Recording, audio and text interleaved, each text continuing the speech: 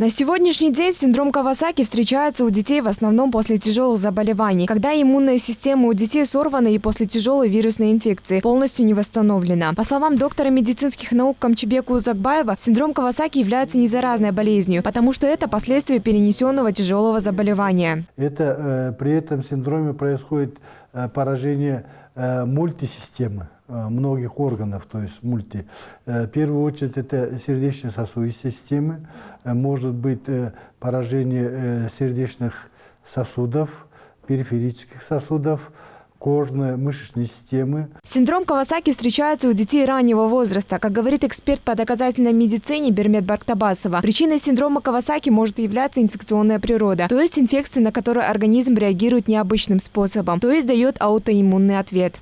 Не отличается от других видов ОРВИ, острых респираторных вирусных инфекций, или таких заболеваний, как грипп, корь, ковид, потому что эта инфекция воздушно-капельная передается через воздух от человека к человеку. В Кыргызстане с такой проблемой столкнулись только сейчас. Буквально месяц назад было зарегистрировано всего 1-2 случая. Большинство детей болеют этой болезнью бессимптомно. Очень легко, что родители даже не замечают признаков заболевания. И этот синдром должен лечиться в стационарах третичного уровня, то есть именно НЦО-МИД.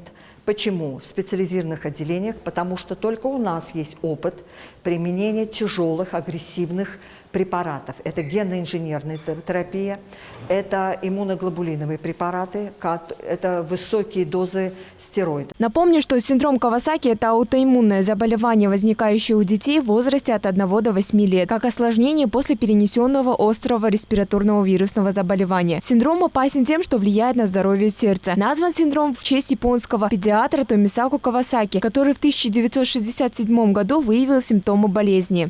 Айджан Аманова, Улугбек Сулайманов, Нью ТВ.